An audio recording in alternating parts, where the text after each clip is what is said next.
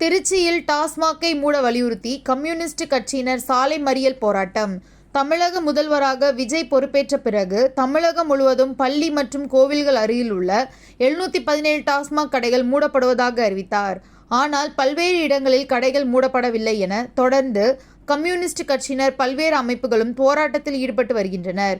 இதன் ஒரு பகுதியாக இன்று காலை திருச்சி டிவிஎஸ் டோல்கேட் அருகே உள்ள முடுக்குப்பட்டி சாலையில் போக்குவரத்து மிகுந்த பகுதியான வழிபாட்டு தலங்கள், தொழிலாளர்கள் பணிபுரியும் இடங்கள் மற்றும் பெண்களுக்கும் பொதுமக்களுக்கும் இடையூறாக உள்ள டாஸ்மாக் கடைகளை நிரந்தரமாக மூட வலியுறுத்தி மார்க்சிஸ்ட் கம்யூனிஸ்ட் கட்சி தலைமையில் பொன்மலை பகுதி செயலாளர் விஜயேந்திரன் தலைமையில் உள்ள பெண்கள் உட்பட 100க்கும் மேற்பட்ட கட்சியினர் சாலை மறியல் போராட்டத்தில் ஈடுபட்டனர். தமிழகத்தில் புதிதாக பொறுப்பேற்றிருக்கிற முதல்வர் மரியாதைக்குரிய விஜய் அவர்கள் சொல்லியிருக்கிறாங்க.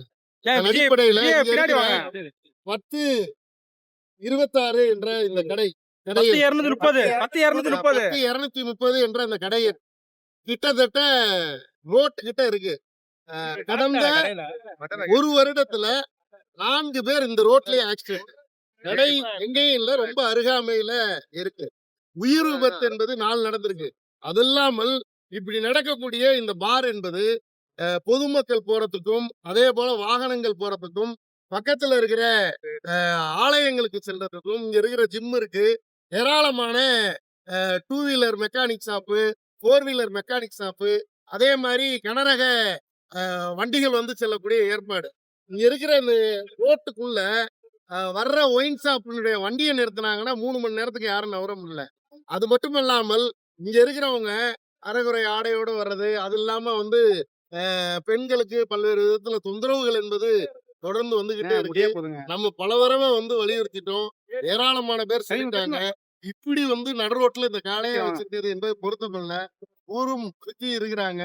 இளைஞருடைய வாழ்வாதாரம் என்பது வேலை இழப்பு என்பதும் கடுமையா இருக்கு. இங்க இருக்கிற தொழிற்சாலை எல்லாம் மூடிட்டாங்க. உள்ளுக்கு தொழிற்சாலை மீன்ஸ் வந்து சின்ன சின்ன ஆலைகள் என்பது இருக்கு, வேலை வாய்ப்பு என்பதும் கிடக்கூடிய சூழல் என்பது இருக்கு.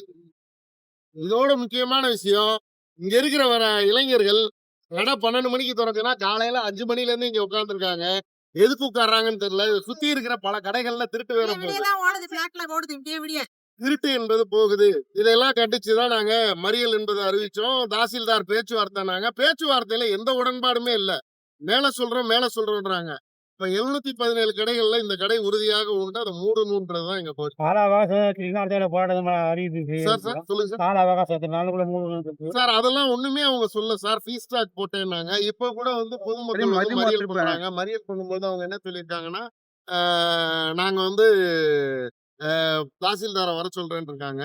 தாசில்தார் வந்தாலும் இது ஏதாவது ஒரு முடிவுக்கு வரல. இருக்கிற பெண்கள் எல்லாம் ஏராளமான பேர் இருக்காங்க. ஊருக்கு ஒரு பிரச்சனை என்பது வரும் இந்த ஊருக்குள்ள. இப்படி எல்லாம் தொடர்ச்சியா இருக்குன்றதுதான் அடுத்த கட்டம் இல்ல. தொடர் போராட்டம் என்பது அடுத்த கட்டத்துக்கு எல்லாம் போறது இல்ல. தொடர்ந்து போராட்டம் என்பது எடுக்கணும்னு சொல்லி பொதுமக்கள் முடிவு பண்ணிருக்காங்க. அந்த ஊர் கமிட்டியிலையும் இது குறித்து பேசியிருக்காங்க.